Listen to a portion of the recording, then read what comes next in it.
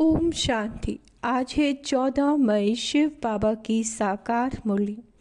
आज मीठे बाबा कहते हैं, मीठे बच्चे, अभी तुम संगम पर हो। तुम्हें पुरानी दुनिया से ताल्लुक यानी नाता तोड़ देना है, क्योंकि ये पुरानी दुनिया अब खत्म होनी है। प्रश्न: संगम की कौन सी विशेषता सारे कल्प से न्यारी है? उत्तर: संगम की ही विशेषता है। पढ़ते यहाँ हो और प्रारब्ध भविष्य में पाते हो। सारे कल्प में ऐसी पढ़ाई नहीं पढ़ाई जाती जिसकी प्रारब्ध दूसरे जन्म में मिले। अभी तुम बच्चे मृत्यु लोक में पढ़ रहे हो, अमर लोक के लिए, और कोई दूसरे जन्म के लिए पढ़ता नहीं। गीत है: दूर देश का रहने वाला, आया देश पर आए। ओम शांति। दूर देश का रहने वाला कौन? यह तो कोई भी जानते नहीं।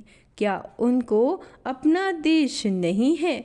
जो पराये देश में आए हैं वह अपने देश में नहीं आते हैं। ये रावण राज्य पराया देश है ना? क्या शिव बाबा अपने देश में नहीं आते हैं?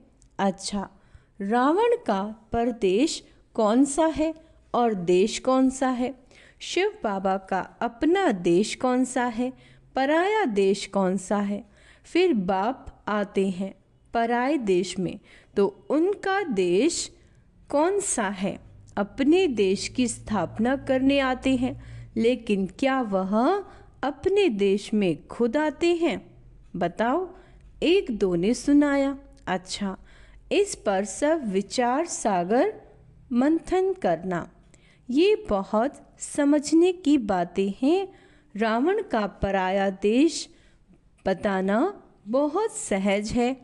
राम राज्य में कभी रावण आता नहीं। बाप को रावण के देश में आना पड़ता है, क्योंकि रावण राज्य को चेंज करना होता है। ये है संगम युग। वह सतयुग में भी नहीं आते, कलयुग में भी नहीं आते। संगम युग पर आते हैं तो यह राम का भी देश है, रावण का भी देश है। इस किनारे राम का और उस किनारे रावण का संगम है ना। अभी तुम बच्चे संगम पर हो ना। इस तरफ ना इस तरफ हो और ना उस तरफ। अपने को संगम पर समझना चाहिए। हमारा उस तरफ ताल्लुक नहीं। बुद्धि से पुरानी दुनिया से ताल्लुक तोड़ना पड़ता है। रहते तो यहाँ ही है, परंतु बुद्धि से जानते हैं ये पुरानी दुनिया ही खत्म होनी है। आत्मा कहती है, अभी मैं संगम पर हूँ। बाप आया हुआ है।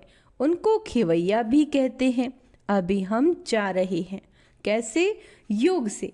योग के लिए बाबा कहते, योग के लिए भी ज्ञान है।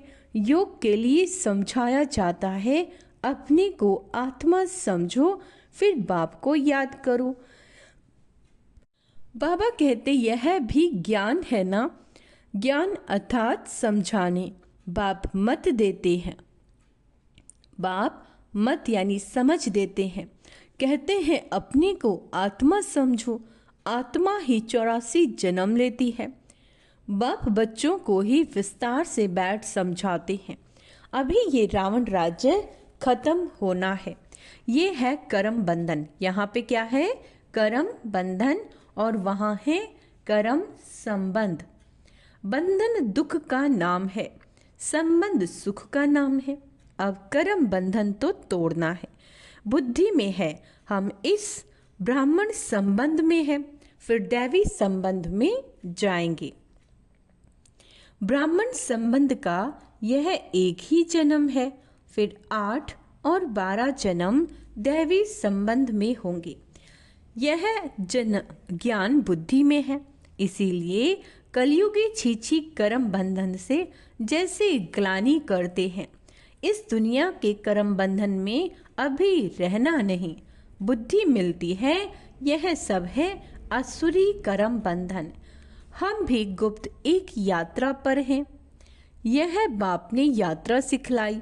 फिर इस कर्म बंधन से न्यारे हो हम कर्मतीत हो जाएंगे। यह कर्म बंधन अब टूटना ही है। हम बाप को याद करते हैं कि पवित्र बन चक्र को समझ चक्रवर्ती राजा बने। पढ़ रहे हैं फिर उनका एम ऑब्जेक्ट प्रारब्ध भी चाहिए ना। अच्छा, तुम जानते हो हमको पढ़ाने वाला बेहद का बाप है। कौन है हमें पढ़ाने वाला? बेहद का बाप। हमको 5000 वर्ष पहले पढ़ाया था। यह ड्रामा है ना। जिनको कल्प पहले पढ़ाया है उनको ही पढ़ाएंगे। आते रहेंगे, वृद्धि को पाते रहेंगे। सब तो सतयुग में नहीं आएंगे, बाकी सब जाएंगे वापस घर। इस पार है नर्क और उस पार है स्वर्ग। उस पढ़ाई में तो समझते हैं, हम यहाँ पढ़ते हैं, फिर प्रारब्ध भी यहाँ पाएंगे। यहाँ हम पढ़ते हैं संगम युग पर। इनकी प्रारब्ध हमको नई दुनिया में मिलेगी। यह है नई बात। ये है नई बात। दुनिया में ऐसे कोई नहीं कहेंगे कि तुमको इसकी प्रारब्ध दूसरे जन्म में मिलेगी। इस जन्म में अगले जन्म की प्रारब्ध पाना, यह सिर्फ इस संगम पर ही होता है। बाप भी आते ही संगम युग पर है। तुम पढ़ते हो पुरुषोत्तम बनने के लिए। एक ही बार भगवान ज्ञान सागर आकर पढ़ाते हैं नई दुनिया अमरपुरी के लिए। यह तो है कलयुग मृत्यु लोक। हम पढ़ते हैं सतयुग के लिए, नरकवासी से स्वर्गवासी होने के लिए। ये है पराया देश और वहाँ है अपना देश। उस अपने देश में बाप को आने की दरकार नहीं। वह देश बच्चों के लिए ही है। वहाँ सतयुग में रावण का आना नहीं होता। रावण गुम हो जाता है, फिर आएगा द्वापर में तो बाप भी गुम हो जाता है। सतयुग में कोई भी उनको जानते नहीं तो याद भी क्यों करेंगे। सुख की प्रारब्ध पूरी होती है तो फिर रावण राज्य शुरू होता है। इसको पराया देश कहा जाता है। अभी तुम समझते हो हम संगम युग पर हैं। हमको रास्ता दिखलाने वाला बाप मिला। बाकी सब धक्के खाते रहते हैं। जो बहुत थके हुए होंगे, जिन्होंने कल्प पहले रास्ता लिया होगा, वह आते रहेंगे। तुम पंडे सबको रास्ता बताते हो। ये है रूहानी यात्रा का रास्ता। सीधा चले जाएंगे सुखधाम। तुम पंडे पांडव राज्य नहीं कहेंगे। राज्य न पांडवों को न कौरवों को है। दोनों को ताज नहीं है। भक्ति मार्ग में दोनों को ताज दे दिया। अगर दे भी तो कौरवों को लाइट का ताज नहीं देंगे। पांडवों को भी लाइट नहीं दे सकते क्योंकि पुरुषार्थी हैं। चलते चलते गिर पड़ते हैं तब किसी को देवी। इसलिए ये सब निशानी विष्णु को दी क्योंकि वह पवित्र हैं। सतयुग में सब पवित्र संपूर्ण निर्विकारी होते हैं। पवित्रता की लाइट का ताज है। इस समय तो कोई पवित्र नहीं है। सन्यासी लोग कहलाते हैं कि हम पवित्र हैं, परंतु दुनिया तो पवित्र नहीं है ना। जन्म फिर भी विकारी दुनिया में ही लेते हैं। ये है रावण की पतितपुरी। पावन राज्य सतयुग नई दुनिया को कहा जाता है। अब तुम बच्चों को बाप बागवान कांटों से फूल बनाते हैं। वह पतित पावन भी है, खिवैया भी है, बागवान भी है। बागवान आए हैं कांटों के जंगल में। तुम्हारा कमांडर तो एक ही है। यादवों का कमांडर चीफ शंकर को कहे। यूं तो वह कोई विनाश कराते नहीं। जब समय होता है तो लड़ाई लगती है। कहते हैं शंकर की प्रेरणा से मूसल आदि बनते हैं। बाबा कहते ये सब कहानियाँ बैठ बनाई। पुरानी दुनिया खत्म तो जरूर होनी है। मकान पुराना होता है तो गिर पड़ता है, मनुष्य मर जाते हैं। यह भी पुरानी दुनिया खत्म होनी है। यह सब दबकर मर जाएंगे, कोई डूबकर मरेंगे, कोई शॉक में मरेंगे। बॉम्ब्स आदि की जहरीली वायु भी मार डालेगी। बच्चों की बुद्धि में है कि अब विनाश होना ही है। हम उस पार जा रहे हैं। कलयुग पूरा हो, सतयुग की स्थापना जरूर होनी है, फिर आधा कल्प लड़ाई होती ही नहीं। अभी बाप आए हैं पुरुषार्थ कराने, ये लास्ट चांस है। देरी की, बाबा ने कह दिया ये लास्ट चांस है, देरी की तो फिर अचानक ही मर जाएंगे। मौत सामने खड़ा है, अचानक बैठे बैठे मनुष्य मर जाते हैं। मरने के पहले तो याद की यात्रा करो। अभी तुम बच्चों को घर जाना है, इसलिए बाप कहते हैं बच्चे घर को याद करो, इससे अंतमति सुगति हो जाएगी, घर चले जाएंगे। परंतु सिर्फ घर को याद करेंगे तो पाप विनाश नहीं होंगे। बाप को याद करेंगे तो पाप विनाश होंगे और तुम अपने घर चले जाएंगे। इसीलिए बाप को याद करते रहो, अपना चार्ट रखो तो मालूम पड़ेगा सारे दिन में हमने क्या किया। 5-6 वर्ष की आयु से लेकर अपनी लाइफ में क्या क्या किया वह भी याद रहता है। ऐसे भी नहीं सारा टाइम लिखना पड़ता है, ध्यान में रहता है। बगीचे में बैठ बाबा को याद किया, दुकान पर कोई ग्राहक नहीं है, हम याद में बैठे रहे। अंदर में नोट रहेगा। अगर लिखना चाहते हो तो फिर डायरी रखनी पड़े। मूल बात है ही है, हम तमो प्रधान से सतो प्रधान कैसे बने, पवित्र दुनिया के मालिक कैसे बने, पतित से पावन कैसे बने। बाप आकर ये नॉलेज देते हैं। ज्ञान का सागर बाप ही है। तुम अभी कहते हो बाबा हम आपके हैं, सदैव आपके ही हैं, सिर्फ भूल कर देह अभिमानी हो गए हैं। अभी आपने बताया कि हम फिर देही अभिमानी बनते हैं। सतयुग में हम देही अभिमानी थे, खुशी से एक शरीर छोड़कर दूसरा लेते थे। तो तुम बच्चों को ये सब धारणा कर फिर समझाने लायक बनना है, तो बहुतों का कल्याण होगा। बाबा जानते हैं ड्रामा अनुसार नंबरवार पुरुषार्थ अनुसार सर्विसेबल बन रहे हैं। अच्छा, किसी को झाड़ आदि नहीं समझा सकते हो, भल ये तो सहज है ना।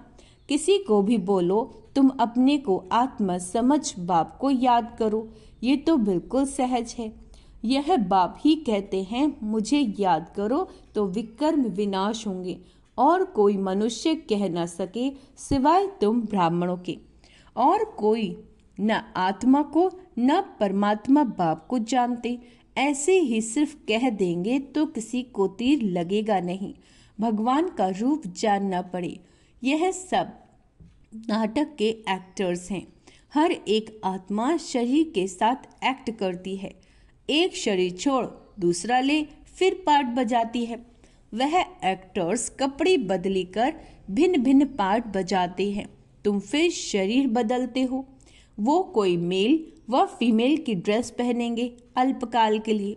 यहाँ मेल का चोला लिया तो सारी आयु मेल ही रहेंगे। वह हद के ड्रामे और ये है बेहद का ड्रामा। पहली मुख्य बात बाप कहते हैं मुझे याद करो। योग अक्षर भी काम में नहीं लाओ, क्योंकि योग तो अनेक प्रकार के सिखाते हैं, वह सब है भक्ति मार्ग की। अब बाप कहते मुझे याद करो और घर को याद करो तो तुम घर में चले जाएंगे। शिव बाबा इनमें आकर शिक्षा देते हैं। बाप को याद करते करते तुम पावन बन जाएंगे, फिर पवित्र आत्मा उड़ेगी। जितना जितना याद किया होगा, सर्विस की होगी, उतना वह उच्च पद पाएंगे। याद में ही बहुत विघ्न पड़ते हैं। पावन नहीं बनेंगे तो फिर धर्मराजपुरी में सजाएं भी खानी पड़ेंगी, इज्जत भी जाएगी, पद भी भ्रष्ट होगा। पिछाड़ी में सब साक्षात्कार होंगे परंतु कुछ कर नहीं सकेंगे। साक्षात्कार कराएंगे तुमको, इतना समझाया फिर भी याद नहीं किया। पाप रह गए, अब खाओ सजा। उस समय पढ़ाई का टाइम नहीं रहता। अफसोस करेंगे हमने क्या किया, नाहिक टाइम गवाया। परंतु सजा तो खानी पड़े, कुछ हो थोड़े ही सकेगा। नापास हुए तो हुए, फिर पढ़ने की बात नहीं। उस पढ़ाई में तो नापास हो फिर पढ़ते हैं, यह तो पढ़ाई ही पूरी हो जाएगी। अंत समय में पश्चाताप न करना पड़े, इसके लिए बाप राय देते हैं, बच्चे अच्छी रीति पढ़ लो। झुगमुई झुगमुई में अपना टाइम वेस्ट मत करो, नहीं तो बहुत पछताना पड़ेगा। माया बहुत उल्टे काम करा देती है। चोरी कभी नहीं की होगी, वह भी कराएगी। बाबा क्या कहते हैं? चोरी कभी नहीं की होगी, वह भी कराएगी। पीछे स्मृति आएगी, हमको तो माया ने धोखा दे दिया। पहले दिल में ख्याल आता है, फलानी चीज उठाऊं। बुद्धि तो मिली है, ये राइट है या रॉन्ग है। ये चीज उठाऊं तो रॉन्ग होगा, नहीं उठाएंगे तो राइट होगा। अब क्या करना है? पवित्र रहना तो अच्छा है ना। संग में आकर लूज नहीं होना चाहिए। हम भाई बहन हैं, फिर नाम रूप में क्यों फंसे? देह अभिमान में नहीं आना, परंतु माया बड़ी जबरदस्त है। माया रॉन्ग काम कराने के संकल्प लाती है। बाप कहते तुमको रॉन्ग काम करना नहीं। लड़ाई चलती है, फिर गिर पड़ते हैं, फिर राइट बुद्धि आती ही नहीं। हमको राइट काम करना है, अंधों की लाठी बनना है। अच्छे ते अच्छा काम है यह। शरीर निर्वाह के लिए समय तो है, रात को नींद भी करनी है। आत्मा थक जाती है तो फिर सो जाती है, शरीर भी सो जाता है, तो शरीर निर्वाह के लिए, आराम करने के लिए टाइम तो है। बाकी समय मेरी सर्विस में लग जाओ। याद का चार्ट रखो। लिखते भी हैं, फिर चलते चलते फेल हो जाते हैं। बाप को याद नहीं करते, सर्विस नहीं करते, तो रॉन्ग काम होता रहता है। अच्छा, मीठे मीठे सिके लदे बच्चों प्रति माता पिता बाप दादा का याद प्यार और गुड मॉर्निंग। रूहानी बाप की रूहानी बच्चों को नमस्ते। हम रूहानी बच्चों की रूहानी माता पिता बाप दादा को याद प्यार गुड मॉर्निंग नमस्ते। मीठे बाबा, शुक्रिया बाबा, शुक्रिया। भूल चूक क्षमा करना बाबा, धारणा के लिए मुख्य सार। झुगमुई में यानी व्यर्थ की बातों में अपना टाइम वेस्ट नहीं करना। माया कोई भी उल्टा काम ना कराए, यह ध्यान रखना। संग दोष में आकर कभी लूज नहीं होना। देह अभिमान में आकर किसी के नाम रूप में नहीं फंसना। घर की याद के साथ साथ बाप को भी याद करना। याद के चार्ट की डायरी बनानी है। नोट करना हमने सारे दिन में क्या क्या किया, कितना समय बाप की याद में रहे। वरदान, नम्रता रूपी कवच द्वारा। नम्रता रूपी कवच द्वारा व्यर्थ के रावण को जलाने वाले सच्चे स्नेही सहयोगी भाव। कोई कितना भी आपके संगठन में कमी ढूंढने की कोशिश करे, लेकिन जरा भी संस्कार स्वभाव का टक्कर दिखाई ना दे।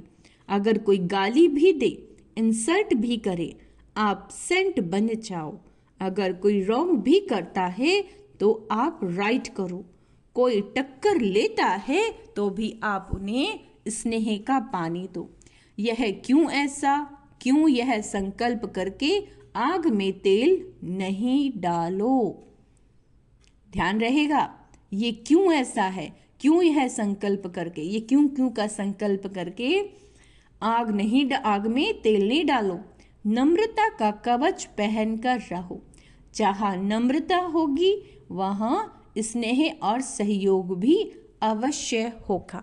स्लोगन, मेरेपन की अनेक हद की भावनाएं, मेरेपन की अनेक हद की भावनाएं एक मेरे बाबा में समा दो। अव्यक्त इशारे, रूहानी रॉयल्टी और पर्सनैलिटी की प्योरिटी की पर्सनैलिटी धारण करो। रूहानी रॉयल्टी का फाउंडेशन संपूर्ण पवित्रता है। तो अपने से पूछो कि रूहानी रॉयल्टी की झलक और फलक आपके रूप व चरित्र से हर एक को अनुभव होती है।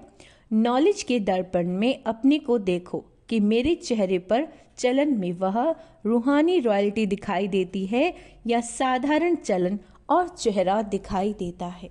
अच्छा, ओम शांति। तो आज का बाबा कहते स्वमान अभ्यास है, मैं नम्र चित्त आत्मा हूँ और मैं परम पवित्र आत्मा हूँ। और आत्मा समझ के बाबा को याद करना है ना। बाबा ने ये कहा है कि सिर्फ परम धाम को याद करते रहो, नहीं, बाबा को भी याद करना है। अच्छा, ओम शांति।